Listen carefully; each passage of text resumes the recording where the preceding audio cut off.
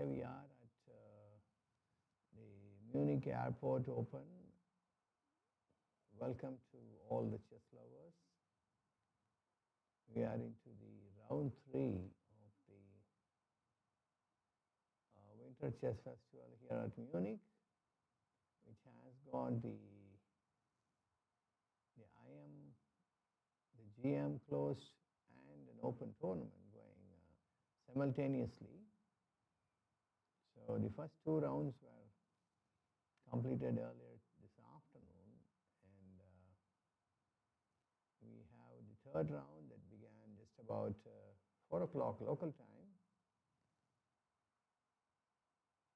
And we could see that the GM tournament already had one grandmaster from Hungary having a relatively bad start with a 0-2, having lost both the rounds.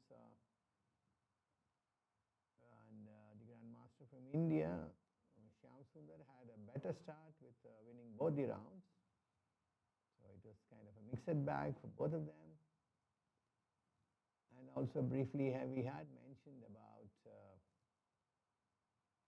the World Rapid and Blitz Championships, the year-end FIDE Bonanza happening in Qatar in Doha. So that began yesterday, and we had briefly mentioned about a grand show by an Indian international master, Gautam Krishna, who scored 4 on 5 to be in the 2nd spot after defeating 3 GMs and holding Grischuk and Giri to a draw. Earlier this afternoon, we got a bigger news where Vladislav Artemiev defeated Magnus Carlsen in today's round. Each day has 5 rounds, and today Magnus tasted his first defeat. So that's a big news for now. And we shall go into the first board of the GM Close tournament, where Zaur Hasanov is facing Edward Miller. So quite a quick wrap-up of the game. It started with the Sicilian, still the most popular opening worldwide, maybe next only to the Roy Lopez. So, yes. Also, we have a grandmaster, Gergely from Hungary, with us. And during the game review, we will also be having the great pleasure of having him with us. And he's also a grandmaster with vast experience. And today, he drew his 3rd round, so we are privileged to be spending a little time with him, discussing about... Hi. Hello. And so we have with us Azel Gergely from Hungary, a grandmaster and a very strong player, and he is also playing in a couple of leagues in the Europe. And welcome, Gergely. Thank you. Happy to be here. Thank you very much. So, can you briefly tell us about the career, how you came by to become a player, an IM or a GM, and things like that? Well, I always liked playing, and chess was the competitive game that I could choose as a hobby and later as a profession. It's important to do something you like. So were you inspired by the Hungarian legends like Sportés or Vlastimil Hort of those days, I remember? No. I just liked playing a game. I had some success and made me happy, so I kept doing it. So, at what age you began playing the game? Well, I played with my father when I was 6, I think. But that wasn't really competitive. That was just... father-son bonding. But did your father had any background? Was he a player himself, or? Well, he only played in a few tournaments when he was accompanying us, his sons. Mm-hmm. So A person he- of a moderate strength, something like that? I think his peak strength was somewhere around 1,750, something like that. Okay, not bad, not bad.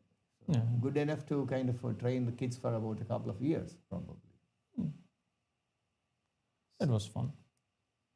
And then from there, what was your starting rating when you started? You would have probably got your initial rating, right? So where did you begin? Well, back then we had Hungarian rating, and there was the FIDE rating. When I played, I think in 2 tournaments within half a year or something like that was the rule. And then my first FIDE rating was 2073. That's quite a good start. Yeah. In fact, FIDE gradually reduced the starting rating from 2200 to 2000, and now it is brought to 1400. So, what do you think about it? I mean, is it good for chess to keep it reducing continuously? I don't know if it matters at all, but I think there must be some kids who like to have rating, and so if it motivates them, then of course it contributes to the popularity of chess. So probably it was a good decision thinking that. Yeah, it would give rating entry to thousands of players because the entry base is a little low. Yeah. So from 1700, did you become an FM or you became an IM directly? Kind of? No, I became an IM. How long it took from your starting of 1750 to across 2400 and 3 IM norms? 7050, that was actually my father's peak rating. Okay. You had 2073. But, yes. yeah. So in any case, you had around 330 points. until I finished university, chess remained a hobby, Mm-hmm. and then I chose my path. Mm-hmm. So when I finished university, I had around 2,470 or something like that. That's closer to a grandmaster norm type And rating. yeah. So after a year, I achieved, I think, my grandmaster title. What was your age at that point of time? Well, let's see, probably 26, something like that. Okay. Maybe a little late for these days standards because kids keep getting. Well, I won't break any records. So from there, IM to GM, how long it took? You crossed when you were in university days. You were already 2470. So at 26 years, you became an IM, and then. No, 26 years. I think that's when I become a GM. Okay. So when was it? How long it took from IM to GM? I think maybe 4 years, something like that. Okay. So you were able to complete your GM norms all in Hungary? You went around playing elsewhere in Europe? Or? Well, I might have played in other tournaments, but I scored my norms in Hungary. Yeah. Okay.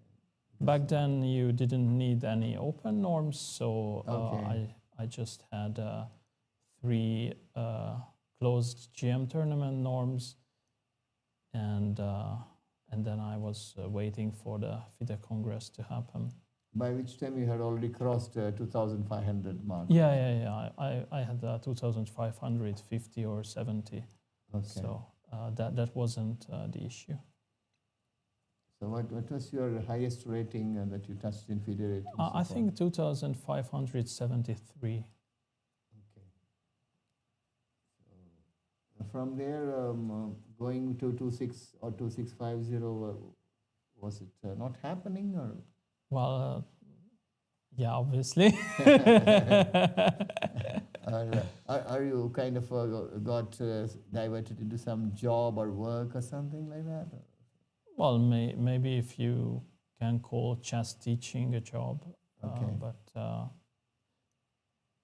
I'm not sure. Is it still kind of a good profession where you can make up a decent living in Hungary, just becoming a grandmaster?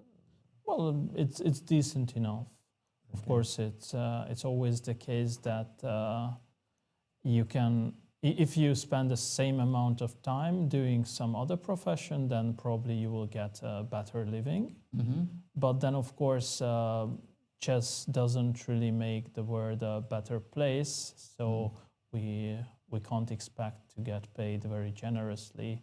We are not doctors after all. But you get a kind of sufficient amount of money to have a Hungarian cost of living. You can manage it. Yeah, definitely, definitely. I'm comfortable. So, which means that you intend to kind of continue your playing and coaching and other Yeah, related. yeah. So, and Hungary has got such a big, tradition for chess. We have very, very big names, and they have been kind of holding tournaments one after the other. Just a moment. We have also another.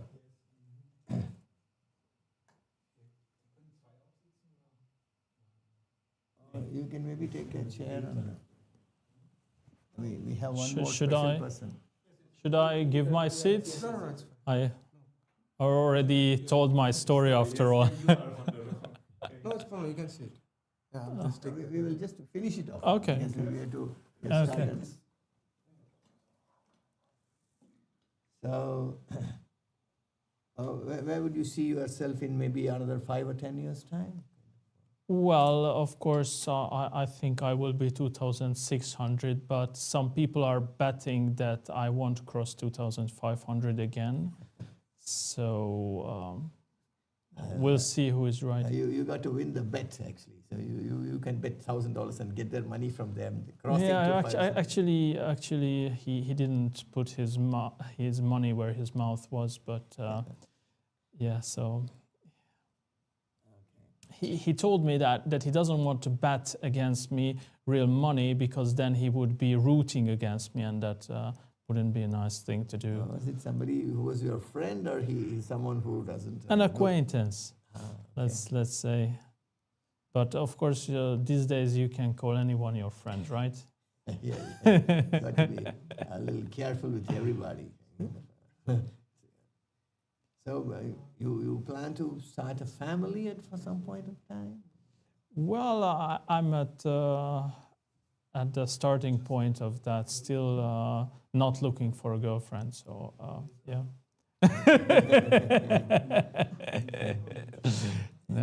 Haven't advanced very far in that project. Okay.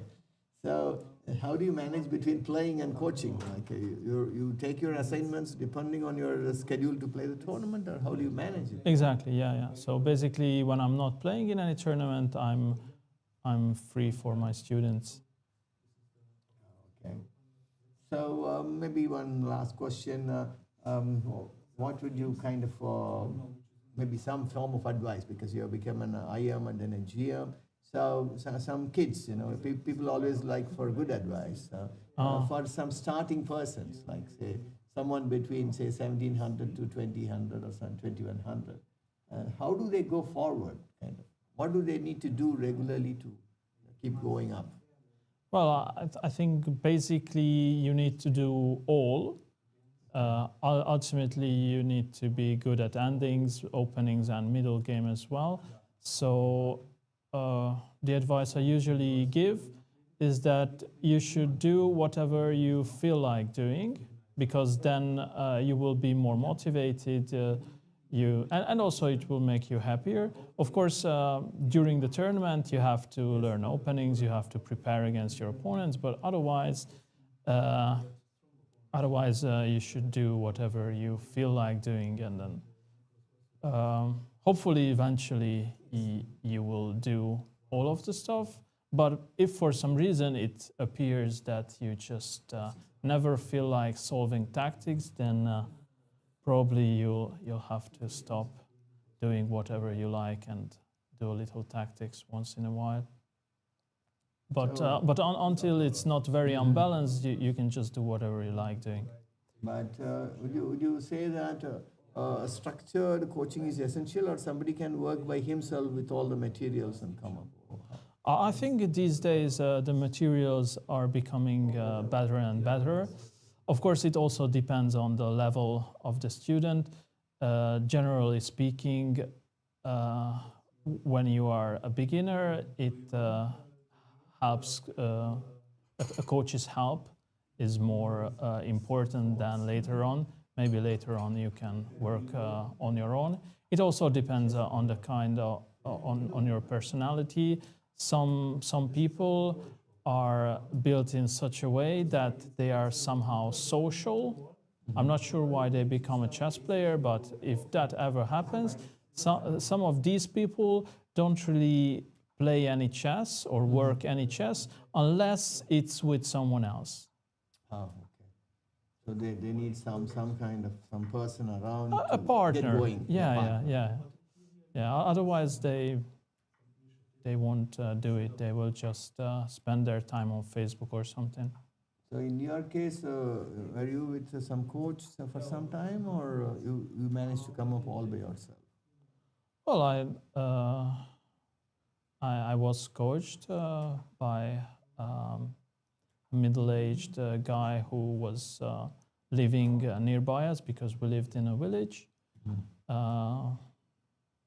So that helped you to a level of 2-3 or 2-4 or something like that? Well, rather 2000 or 2100 or something. Okay. Yeah. You crossed the first hurdle, kind of.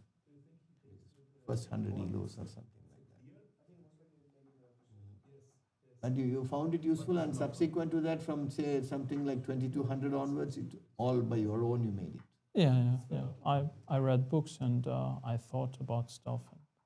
Course, can you recommend some good book which can help anyone for that matter? A general book or a specific book or something? Yeah. Of course, it depends on what you like doing. Once again, that's important. But as far as endings are concerned, I think Jesus de la Villa's 100 Endings You Must Know is the best book. So here the question is really if you like the weird, strange-looking moves, the artistic beauty of that, or the simple moves that will work most of the time.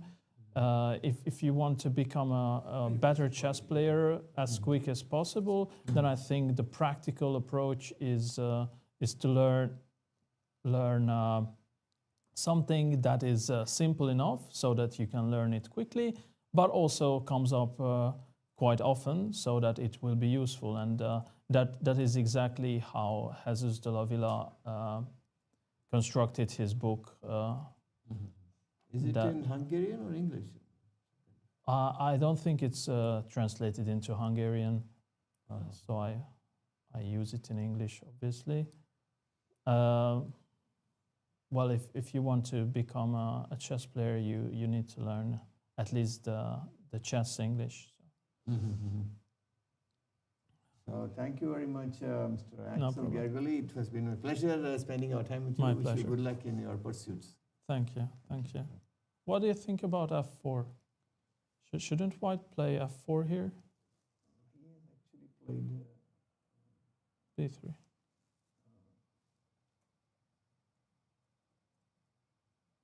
I think already your White appears to be a little better.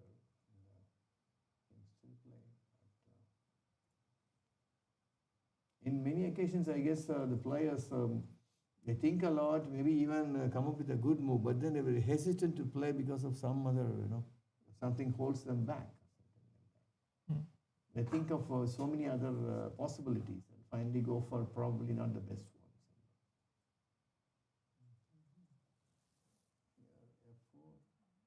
No. I meant in the previous position before not yet, b3. correct. Now it has changed, b3 and But maybe it wasn't important. Maybe if Black pushes f4 himself, then he won't achieve anything concrete in time on the king side. this has actually kind of come up from a Scotch game, but it looks more like a D4 opening kind of. It was a Sveshnikov, wasn't it? C5, okay. D4, E5, correct. Sveshnikov. So I suppose bishop a3 would make sense, or bishop b2. Yeah, bishop b2 is what the engine is suggesting. Oh. Already it shows 1.22 in favor of white. But b8 is very interesting as well, actually. It's right on the queen, and then he has to come up, complete the development also. The c8 bishop and the rook on a8 is still. Yes, but the reason I'm not so sure about bishop a3 is that after bishop a3, probably it will be more difficult to take on b5, because after c takes on b5, a takes on b5, the bishop on a3 would be hanging. So bishop a3 is a nice looking move, but maybe it doesn't have a good follow-up. Correct. Maybe it's just bishop b2 and then knight e2 to get rid of the d4 knight. Because it's some kind of a flashy move, you know, like see what happens when you're playing a game and suddenly 5-6 people are looking at it, then you'll take a sacrifice or something. No, it doesn't happen at this level. We don't care. They are not too disturbed. We don't care about anyone, just the result. Right? Yeah. As long as the point comes to the pocket, it's happy. Otherwise, anything else is bad. Well, yeah. We can even look at a couple of the games, and I think it's the first board and then the second board. Maybe Aisha at Parvanyan is already 2-on-2. And,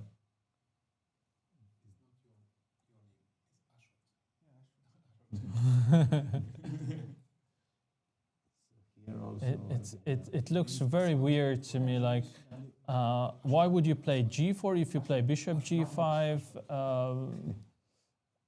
Right? The combination of g4 and bishop g5 seems very weird. it's like your front door, and there is a car parked in front of front door. How will you go out? So it's pretty strange. You could have as well played g5 and h4 and things like that.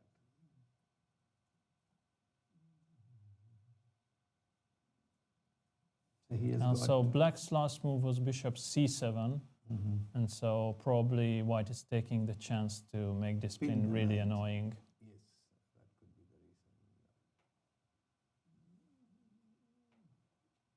But this kind of you just see pawns like here and here and here. Yeah, of course. It is not a good strategy to attack the same square with more than one pawn. It's just wasting the power of your pawns, and then some squares won't be covered at all. So yeah, it would look nicer with the pawn on e3, although who knows, probably it wouldn't be better actually if we move the pawn back to e3, because then black could play e4 himself. Two more games in the GM group.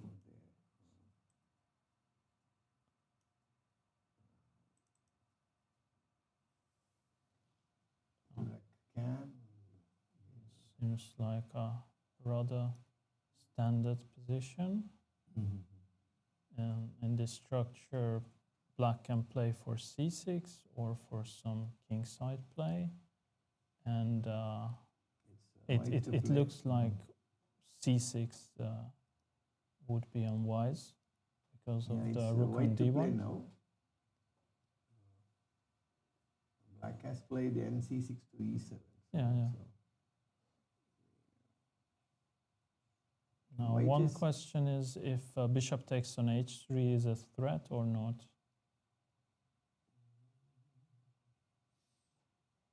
Yeah, it looks very attractive, followed by an attack on the knight on f3, and then ng4 is also there. And you can see all the pieces are kind of huddled on one side. Yeah. So It's often difficult to get pieces to the king side of the and at bishop right takes. time. So maybe. Oh, okay. So Sorry. Thank Okay. you. So Thank you. thank you. Legally, yeah. it was nice. Okay.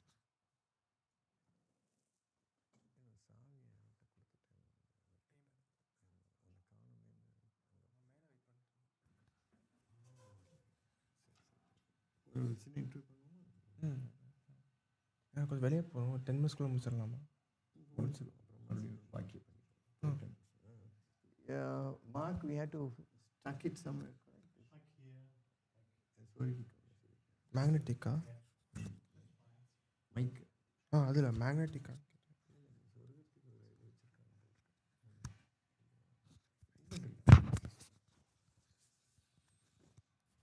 So followed by Grandmaster S.L. Gergely from Hungary, we have another young and talented and Grandmaster in waiting from India. Is Mr. Ashwath, and has been doing quite well for quite some time, but the world started noticing him quite recently when he won the very big Grand K Open in Karlsruhe. He got, I think, 20,000 euros, right? Yeah, 20,000. It's a big prize money. More than that, he won the tournament ahead of a lot of top grandmasters. Was it a clear first or was it shared? Oh, it's shared actually with Brandon Jacobson. We both scored 8 points. Right. But in our game, I just won actually. So it just gone into a direct encounter. First tie break was a direct in. Yeah.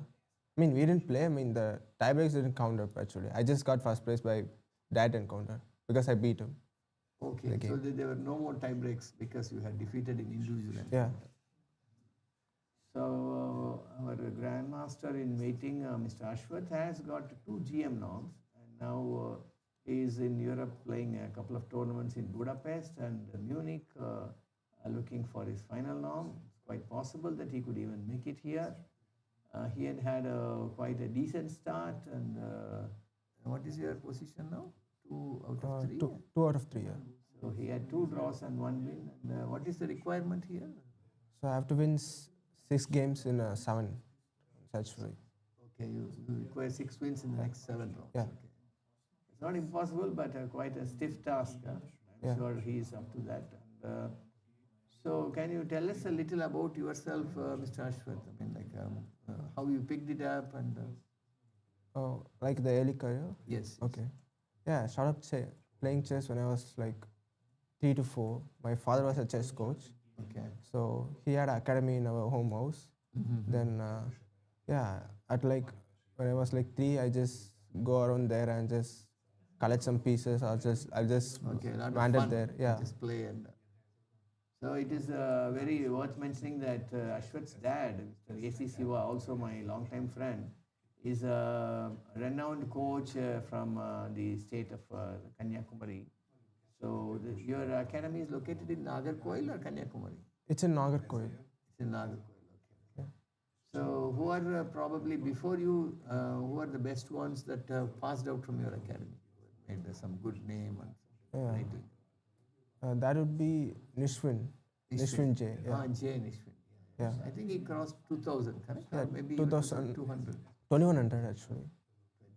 Then he just quit chess and he just went on to study for a doctor. Oh, okay. I think he finished his course right now. Right. He might be a doctor now. Yeah, I guess so. And then in your case, what was your first rating? Where did you start? The first rating? Yeah. I got my first rating when I was 6.5 years, I guess. Okay. So It's the tournament where I played in Kanyakumari. okay. So where did you land up? What was your first FIDE rating? Yeah, it was 1048. 1040. Yeah. So from there to 2500. Now you have crossed 2500 also, correct? Yeah. So what was your highest rating so far? So far, it was the public rating was 2515. Okay. In the live rating, it is 25, 27 or 28. I'm not sure. Okay, let us stick to public. So 2515 to 1048. So almost You have done 1,500 rating points. So how many years it has actually taken you? Well, it's like 10 years, more than 10 years. In the 10 years, other than your father, who are all your coaches? Yeah, till 2020, my father is the only coach. Then in the COVID, in the quarantine, I started up with Senthil Maran in Chennai. Yeah, he's also international master now. Okay. Yeah, till Senthil now K. I'm Maran. just Senthil Maran. Yeah. And then after that? After that, I'm working with Sham Sundar till the date now. Right, right. So it is a very good thing to know that all your good work is coming to a thing. So since of course you said you are committed to some work, we will continue our longer interview at the next time. Yeah, sure. Okay. Yeah, Thank you, Ashwin. Thank you.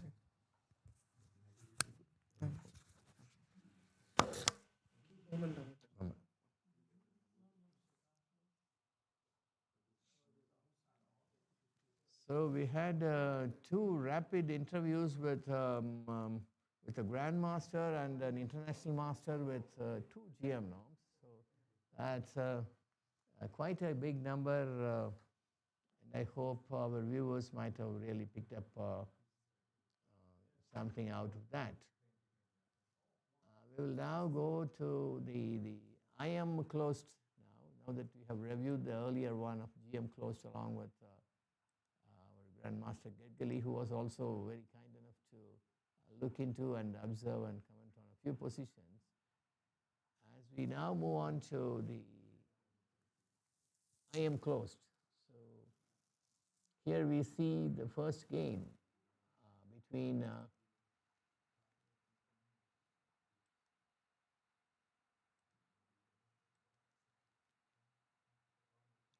Lukas Stettner and Nichols Petriashvili. Nichols is, of course, doing pretty well. He's an IM from Georgia, and he's already has a rating of 2.5 plus and has a good tournament so far. He has started with the 2-on-2.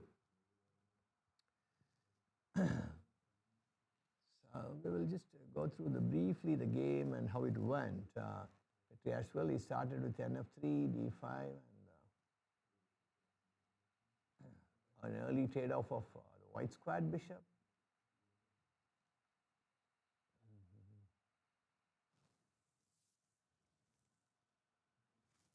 You can see that the other bishop is also gone by now.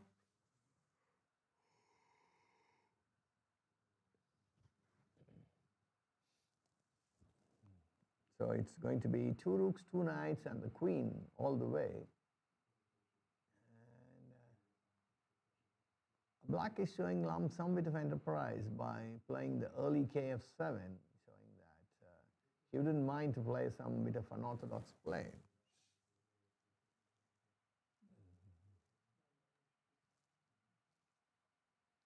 He just got himself regrouped. The rook on H8 came to E8, and then the king went back to G8. We could see that it looks like a normal castle position, but then by which time all these moves, white has expanded vastly on the queen side. You could see that the pawns are racing pretty much on the queen side. So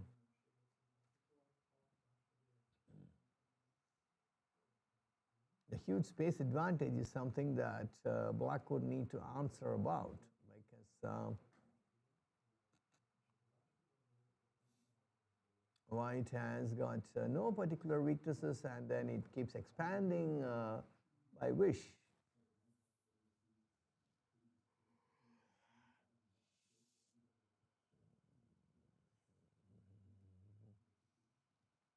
And both Petriashvili and Stettner, Lukas have been playing pretty fast, and then close to making the 20 moves in just about 75 minutes of play. So we'll now shuffle on to the next game. between Anis Zuferi and Petro Logidao. Petro is white and Anis is black.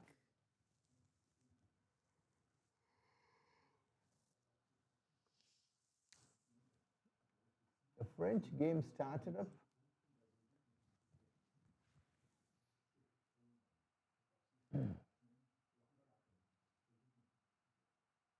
But the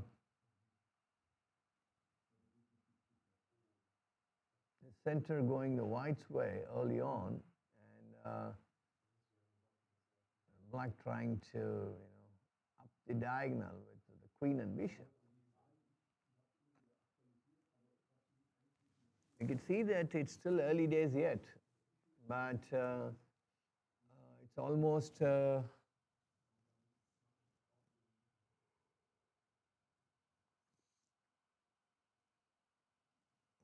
some concern is the time that Ennis has piled up over Petro, because you could see that white has around less than 44 minutes. I mean, black has got around 83 minutes credit on the clock. It's almost 40 minutes more, where Enis Zuferi has lashed out the moves with great speed, and then just about taken 7 minutes of the whole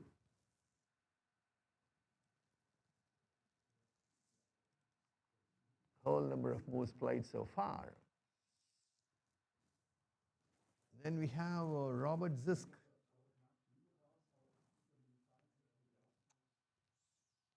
Playing with Darshanji.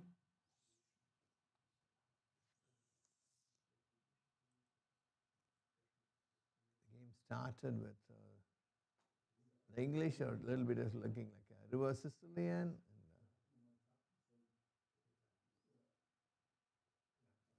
our little boy Darshan wasn't, he was a little unflinched, and he kind of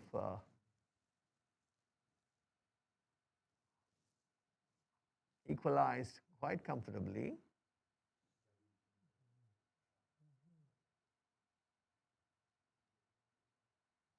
You could see that just under 15 moves that have happened so far.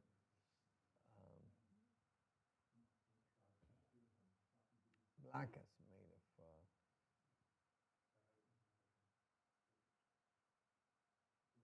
has kind of improvised comfortably and completed the development. So it's really going to be a lot of hard work for white to really do something for black, because by itself, black has very smoothly improvised the position.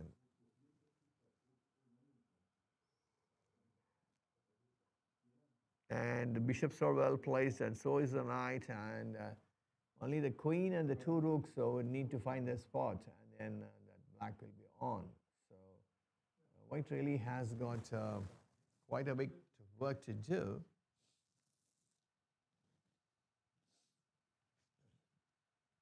We will see the next game between Kulner Ruben Gideon and Walter Richard.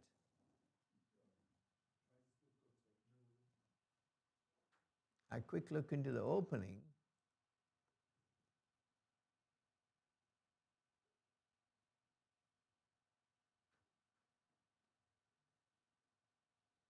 You could see that both the players are trying to play it very safe, and all the risk-free openings is what is in practice these days.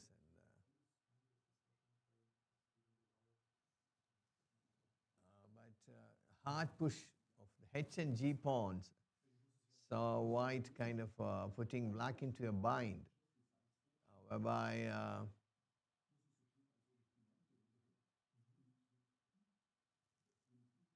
white has kind of exposed the king side a little more, where allowing black probably to move the bishop to g7 into a fianchetto position, and then come across with the knight maneuver, since the g5 and h4 is not going to allow the knight come out so easily. Black will have to take a different ploy to activate his pieces. And in the final board, we can see that it is the Wanderlich Elias and then Hemant Ram.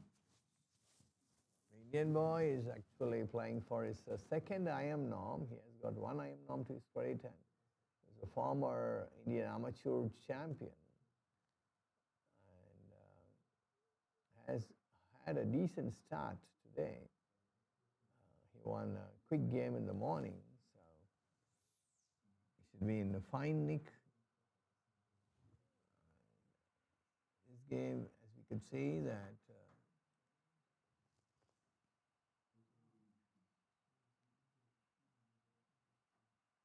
Hemant faced Roy Lopez.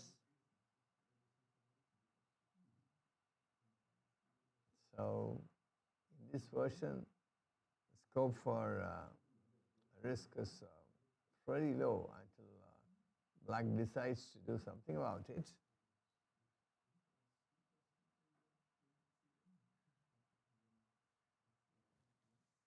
And a quick trade-off of minor piece saw that the game is slowly inching towards the middle game. But with numerous pieces around, the possibility is high, and I guess it's still roughly equal, but maybe Black has managed to move into the middle game without any difficulty, and I would say he has effortlessly equalized and would try to do something about it.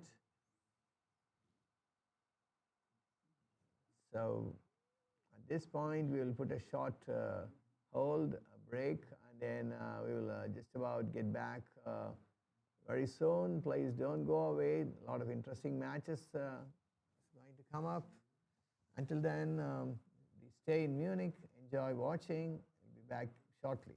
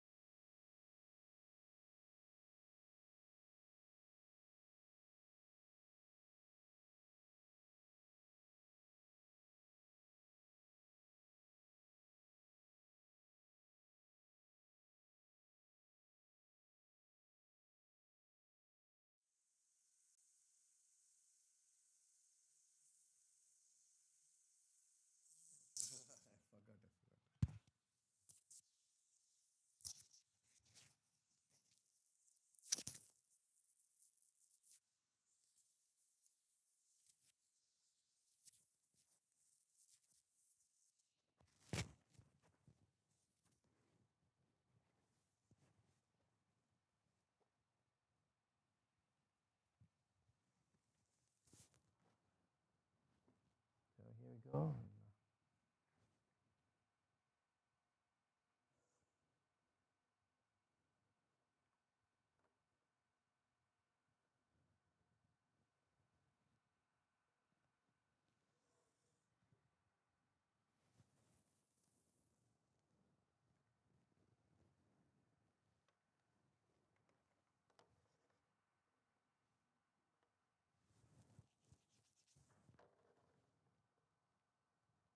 This mouse, the mouse is not picking it up. Can you remove and put it again?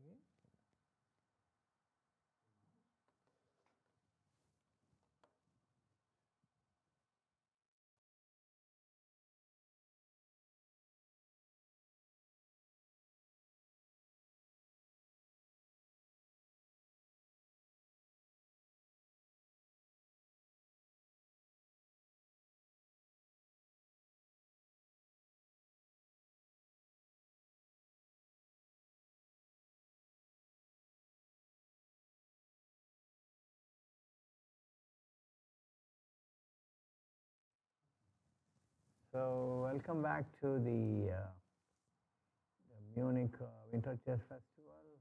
We are here on an interesting day's play of the third round. A few of the games got over, but we are back with more updates. It's a series of tournaments that has been happening here in Munich. We had the summer Munich Chess Festival, and then in the winter we have an IM closed and GM closed and an open tournament together here. And the GM tournament, we had a German Ashot Parvanyan, who is actually a 2-on-2, and the third round is on. After close to almost 4 hours of play, you could see that Duong Quang Bach is still holding Parvanyan even. Quite a bit of work he has put over the board to find the leader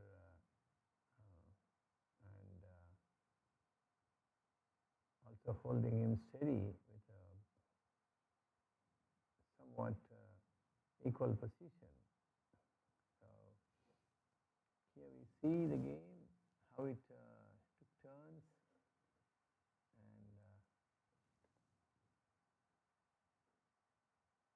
so it came out of a 4-nights game, and then you could see that the early aggression on the part of white to even play rook g1 and g4.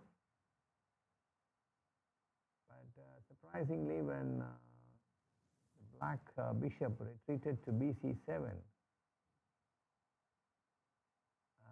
immediately white wanted to pounce on to put an uncomfortable pin on black, playing the bg5. And undaunted by that, white played rook to e6, and then forcing the retreat of bishop immediately backward.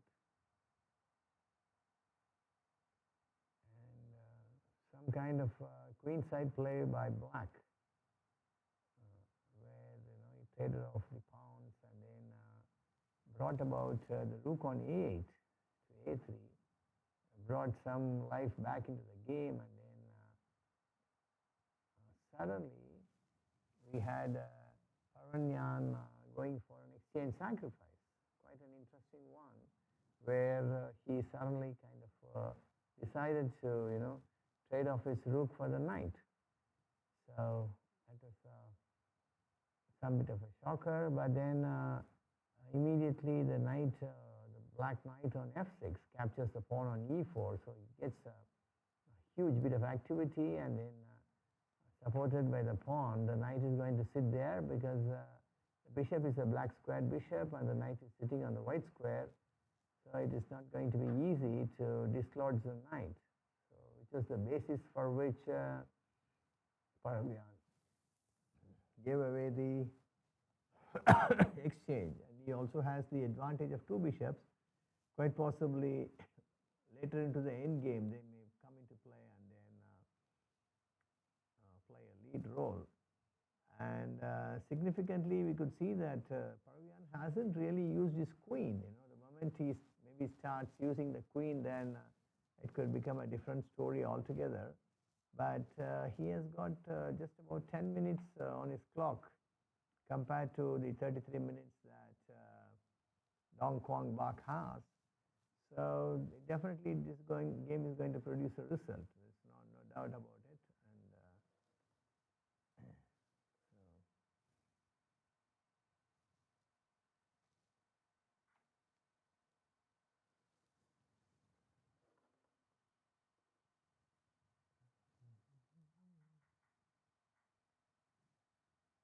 And as of now, we could see that evaluations still are equal.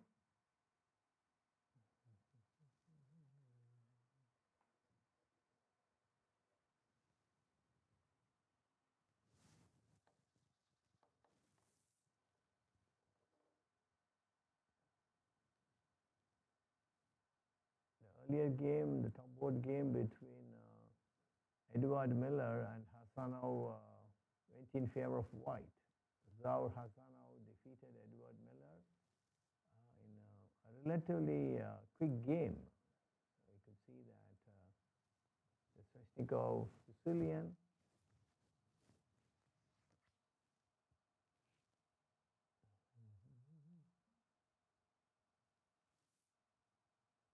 the early trade-off of queens, white tried to avert, retreating the queen back, and then black showed some bit of aggression, trying to play the f5 early on, and then he also tried to play the b5, but capturing the pawn on c4, giving the bishop an important diagonal. And just a little later, a double attack on the queen and the bishop, kind of a fork, where the queen moves away, then black loses the bishop. So a miniature win for Zaur Hassanov gives him a valuable point. And then the third board saw a relatively quick draw between a student and his coach, because together they have been playing the European circuit in Hungary, looking for the final GM norm for Ashwath. So Ashwath, along with his coach, Grandmaster Shyam Sundar, was playing around. And when paired with each other, they found a quick way to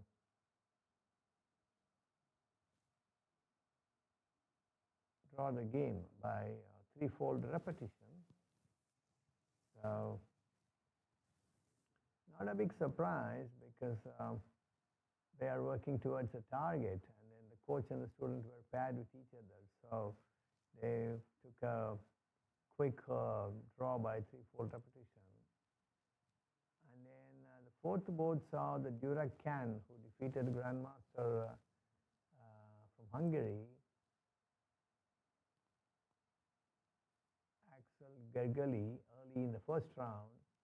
And then now today he is playing with Moritz Sturtner. And almost at the end of the first time, control of 90 minutes with 30-second finish, you could see that both the players are pretty much evenly placed, and nothing much separates the white and black.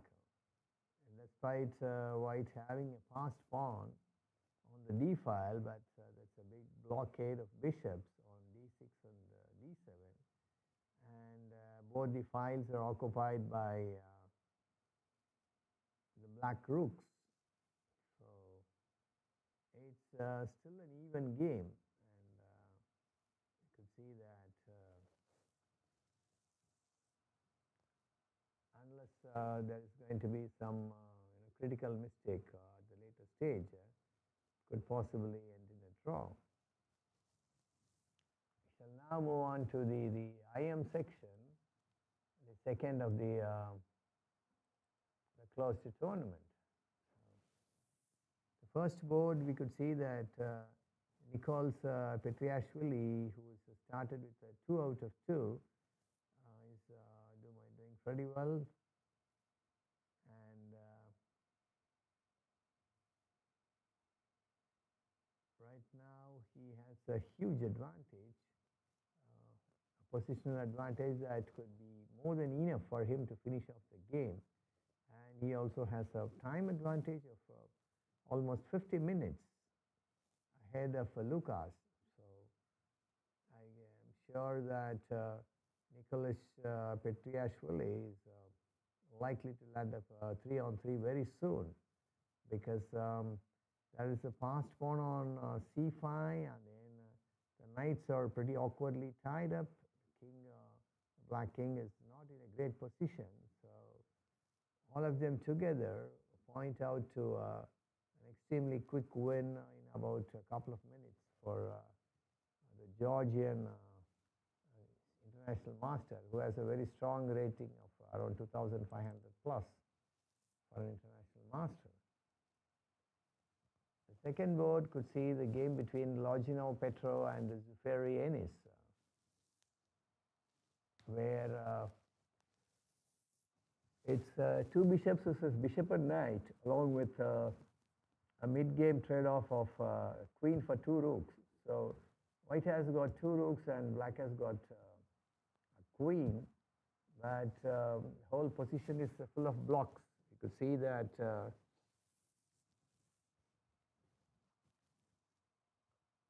the mobility of the queen is curtailed largely because it is sitting in the background, and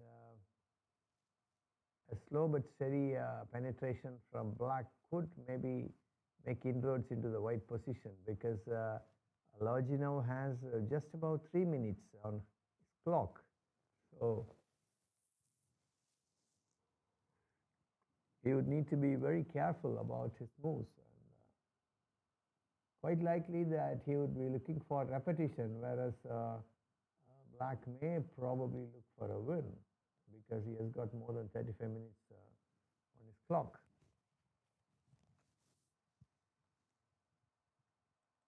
The game between Robert Zisk and Darshan sees that Darshan has, I would say, a little bit of an upper hand right now.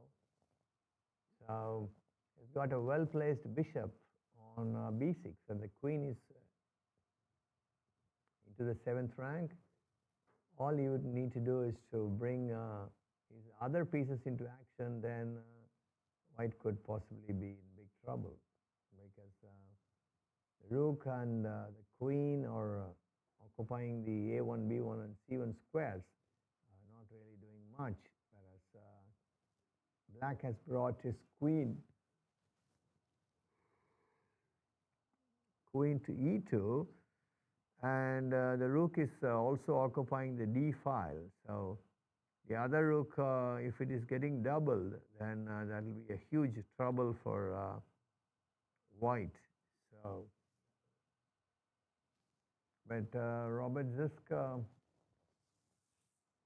in addition to the position disadvantage, also has just about 6 minutes compared to Darshan's 30. So maybe Darshan could look forward to scoring his first win, and is quite well placed to deliver that.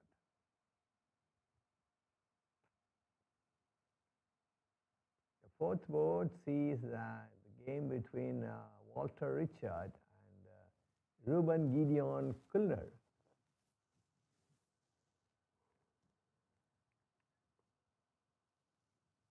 And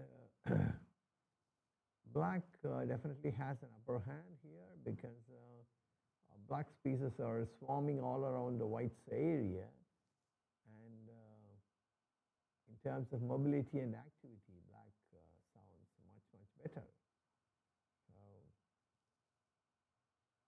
So it it is indeed a big task to maintain the fortress for white to keep all the files closed, but black has a well posted knight on d4, and the other knight is also quite menacing in f6. So all white may need to do would be to bring about his rook from a8 into action, and then also an element of caution black needs to have about the pawn on g6, which is supported by the queen on f7, but sometimes the queen moves away, the bishop can hit the pawn, and then it could become a bit of a bothersome thing for black. So with all the checks, all the box ticked, black could still breathe comfortable and might go on to win the game. So he can in fact try to plan a knight advent, and then after which it could possibly be a quick march to victory for black. So things look good for Ruben Gideon Kilner as we now move on to the final board in the IM section, where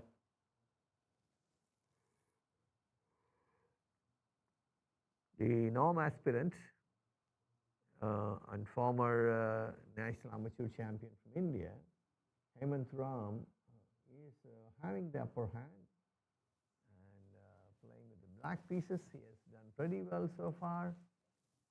You could see how the game went. Roy Lopez.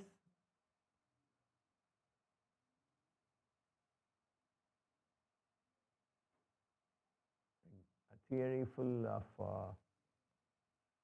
Roy Lopez is quite huge. As we know, it is one of the most ancient openings that's been in practice for centuries. So this is where one sees that the more and more openings in terms of theory, despite coming up, there are openings like the Roy Lopez and the Greco Piano and the Philidor, and who has been standing the test of time. So here we could see that one knight goes away, and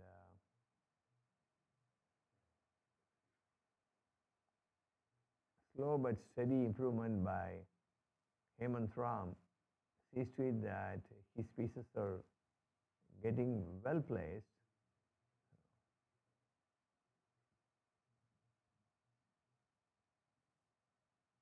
And the intervening pawn capture was missed by white.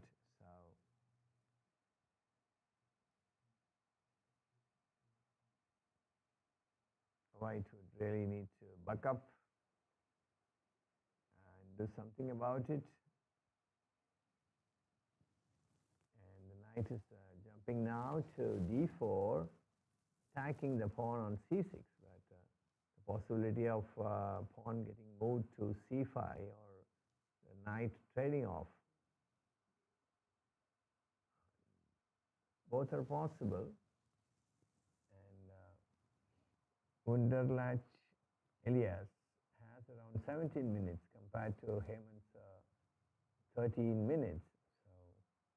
So Hemant is also under pressure to perform, and Wunderlach has 17 and a half minutes to make the rest of his moves, and he's ahead by just about a couple of minutes than his opponent. So it's not a big time advantage, but white would need to be careful about the moves, and then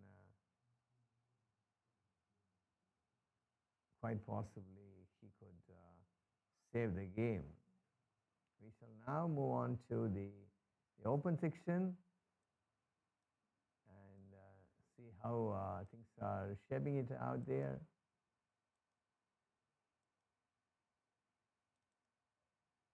first board game between Ferdinand Petzelberger and Rich Thomas is reaching the very, very last position in the end game.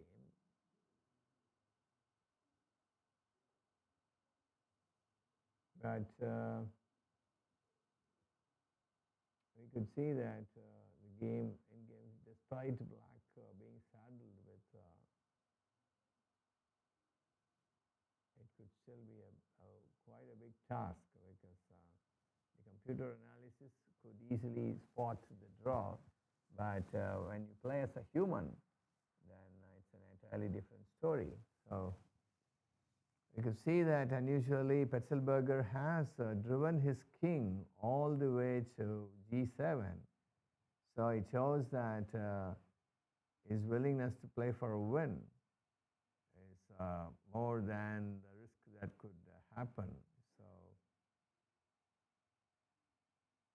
that by itself is extremely unique.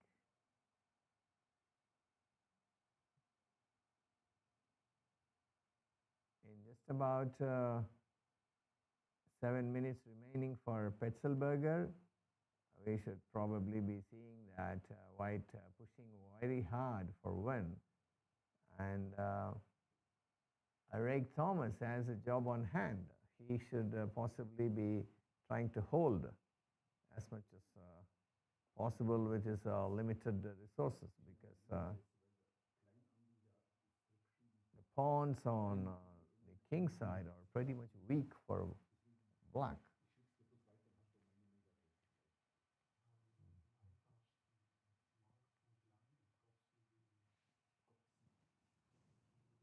With that, we will take a short break and we will just about come back in a few minutes. Keep watching. We will just get back to you in a couple of minutes. We'll take a short break.